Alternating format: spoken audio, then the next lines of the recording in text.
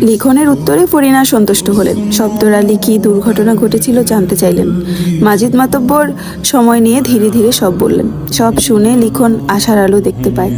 ভাবে এরকম একটা ঘটনা ঘটেছে, তাই অন্য কেউ পদ্মজাকে বিয়ে করবে না, এমনটা ভেবেই হয়তো পদ্মজার বিয়ে দিয়ে দেওয়া হচ্ছে। সে যদি এখনই বিয়ে করতে রাজি থাকে তাকে ফিরিয়ে না দিতেও পারে। আর পদ্মজা কি বিন্দুমাত্র ভালোবাসে না তাকে? বাসে, নিশ্চয়ই বাসে। লিখন নিজেকে সান্ত্বনা দেয়। শব্দর আলী আফসোস নিয়ে বললেন, কি আর করার, পরিস্থিতি হাতের বাইরে। আপনারা কিন্তু বিয়ে শেষ করে তবেই যাবেন, বললেন মজিদ মাতব্বর। ফাতিমা মতামত জানালেন দৃঢ়ভাবে, না না, আজই চলে যাব, এই গ্রামে আর এক মুহূর্তও না।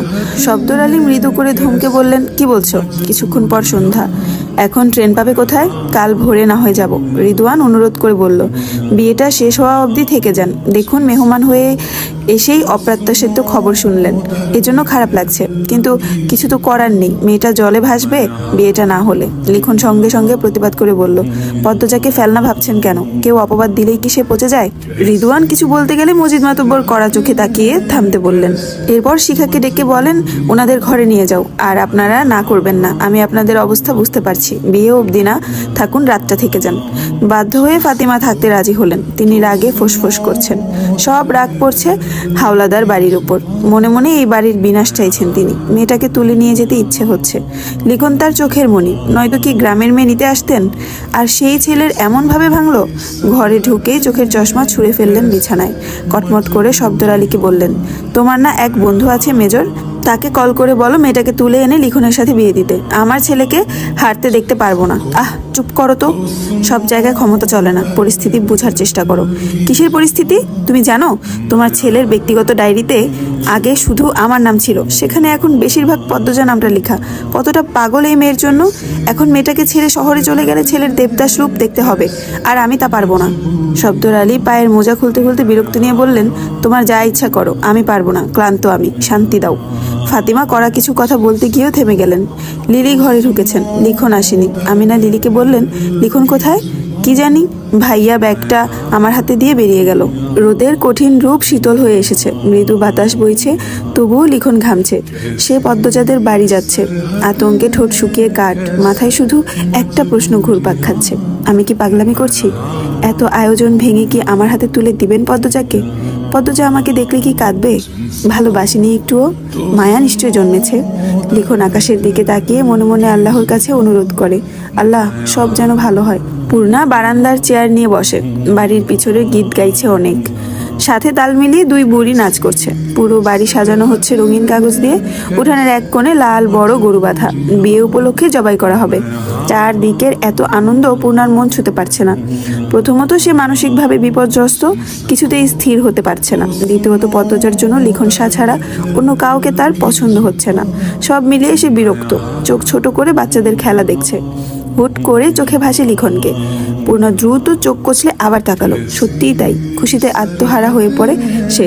হন্তদন্ত হয়ে ছুটে যায় পদ্মজার ঘরে। পদ্মজার কানে কান গিয়ে বলে, লিখন ভাই এসেছে, তুমি কিন্তু পালিয়ে যাবে আপা, এই বিয়ে কিছুতেই করবে না। কথা শেষ করে খুশিতে আবার ছুটে যায় বারান্দায়। এমন দিনে লিখনের উপস্থিতি পদ্মজাকে অপ্রস্তুত করে তোলে। গলা শুকিয়ে দম বন্ধ হওয়ার উপক্রম। লিখন বাড়িতে ঢুকে অবাক হয়ে সব দেখে। কত আয়োজন, কত মানুষ। তার স্বপ্নের রানী পদ্মজার বিয়ে, কিন্তু তার সাথে না। ভাবতেই লিখনের বুক ছাত করে উঠল। মেয়েরা খুব আগ্রহ নিয়ে সুদর্শন লিখনকে দেখছে। লিখন পূর্ণাকে বারান্দায় দেখে এগিয়ে আসলো। প্রশ্ন করলো, কেমন আছো পূর্ণা? পূর্ণা খুশিতে উচ্চ কণ্ঠে জবাব দেয়, ভালো, খুব ভালো। ভাইয়া আপনি? পূর্ণা থেমে গেল। অনেকে তার উচ্চ গলার স্বর শুনে তাকিয়ে আছে, তাই পূর্ণা চুপসে গেল। আস্তে আস্তে বলল, এত দেরিতে আসলেন কেন? আপার তো বিয়ে, আপনি আপাকে নিয়ে পালিয়ে যান। পূর্ণার এহন কথায় লিখন হাসে, আদুরে কণ্ঠে জানতে চাইল, আন্টি কোথায়? পূর্ণা ঝটপট বলল, আপনি আসুন ঘরে, আমি আম্মাকে নিয়ে আসছি। লিখনকে সদর ঘরে বসিয়ে পূর্ণা ছুটে গেল রান্নাঘরে। হেমলতা রান্না করছিলেন। পাশে অনেকে আছে। পূর্ণা ইশারায় বাইরে আসতে বলে। হেমলতা হাত ধুয়ে বেরিয়ে আসেন। পূর্ণা ফিসফিসিয়ে বলে, লিখন ভাই আসছে। কোথায়? বসতে দিয়েছিস? হ্যাঁ দিচ্ছি, তুমি আসো।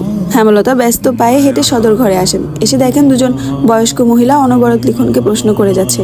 সে কই থেকে এসেছে, এই বাড়ির কি হয়, পদ্মজার মতো চোখ কেন, পদ্মজার আসল বাপের ছেলে নাকি, এমন আরো অনেক যুক্তিহীন কথাবার্তা। হেমলতা সবাইকে উপেক্ষা করে লিখনকে বলেন, লিখন তুমি আমার সাথে আমার ঘরে আসো। লিখন হাফ ছেড়ে বাঁচে, হেমলতার পিছু পিছু চলে যায়। অনেকের নজরে তা আসে। একজন আরেকজনের সাথে আলোচনা করতে থাকে লিখন শাহকে নিয়ে। সবাই ভেবে নিয়েছে পদ্মজা যার সন্তান, এই ছেলেও তার সন্তান। এজন্যই সবার মাঝ থেকে তুলে নিয়েছে, নয়তো তো কথায় কথায় ধরা পড়ে যাবে। লিখনকে মোড়ায় বসতে দিলেন হেমলতা। লিখন কিভাবে কি শুরু করবে বুঝে উঠতে পারছে না। হেমলতা শুরু করলেন, আমি জানি তুমি কি বলবে, তোমার 2টা চিঠি আমি পড়েছি। লিখন চমকে তাকালো, আবার স্বাভাবিক হয়ে গেল। হেমলতা বলেন, দেখো লিখন, পরিস্থিতি আর হাতে নেই। অন্য সময় হলে আমি পদ্মজাকে তোমার হাতে তুলে দিতাম। তুমি নম্র, ভদ্র, বুদ্ধিমান ছেলে, কমতি নেই কিছুতেই, কিন্তু এখন তা সম্ভব নয়। তবুও পদ্মজা তোমাকে নিজের মুখে যদি চায়, আমি তাৎক্ষণিক তাকে তোমার হাতে তুলে দেব। কিন্তু সে চাইবে না, কারণ সে তোমাকে ভালোবাসে না। আমার কথাগুলো শুনে কষ্ট পেও না। আমি সরাসরি কথা বলি, পদ্মজার দৃষ্টি অনুভূতি আমার চেনা। সে তোমাকে ভালোবাসেনি কখনো। তোমার মন ভাঙবে ভেবে মায়া হচ্ছে, কষ্ট পাচ্ছে। তুমি বাড়ি ফিরে যাও, কষ্ট হবে ভেবেই বলছি, ফিরে যাও। লিখন কয়েক সেকেন্ড চুপ থাকে, চোখের দৃষ্টি রাখা মাটিতে। বলল, আন্টি, মেয়ের ভালোবাসে দেখেছেন, অন্যের সন্তানেরটা দেখবেন না? অন্যের অনেক সন্তানই তো আমার মেয়েকে ভালোবাসে, সবার কথা ভাবা কি সম্ভব? হেমলতার কথায় ভীষণ আহত হয় লিখন। তার মনে হচ্ছে সে কঠিন পাথরের সাথে কথা বলছে। 2 চোখ জ্বলছে ভীষণ, এক্ষুনি কান্নারা ঠেলে ঠুলে বেরিয়ে আসবে। ছেলে হয়ে কাঁদা ভীষণ লজ্জার ব্যাপার।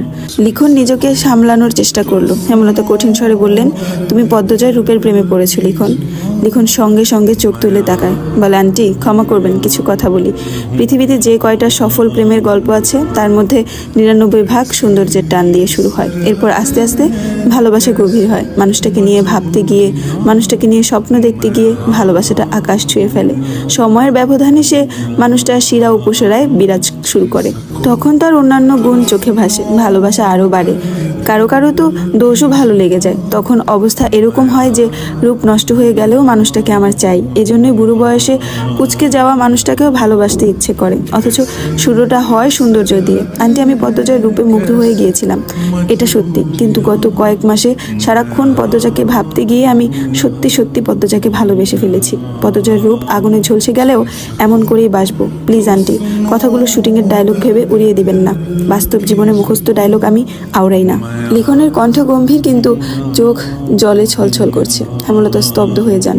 কি জবাব দিবেন? ভালোবাসার বিরুদ্ধে কোনো শক্তি কাজে লাগে? আদৌ কি ভালোবাসার বিরুদ্ধে যুদ্ধ করা যায়?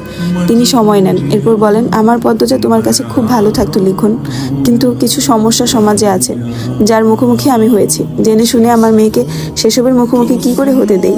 লিখন হাত জোর করে বলল, প্লিজ আন্টি। হেমলতা এক দৃষ্টে লিখনের দিকে তাকিয়ে আছেন। তিনি সিদ্ধান্তহীনতায় ভুগছেন। এমন তো কখনো হয় না। পদ্মজার জন্মের পর সিদ্ধান্তহীনতায় তিনি কখনো ভুগেনি। যে কোনো একটাই বেছে নিয়েছেন, আর তাতেই মঙ্গল হয়েছে। এবার কেন এমন হচ্ছে? কেন নিজের অবস্থান থেকে সরে যাচ্ছেন? পদ্মজার জীবন নিয়ে তিনি যেন মাঝ নদীতে ভেসে আছেন। চারদিকে স্রোত, মাঝি নেই, বৈঠা নেই। আমির না লিখন, কার কাছে ভালো থাকবে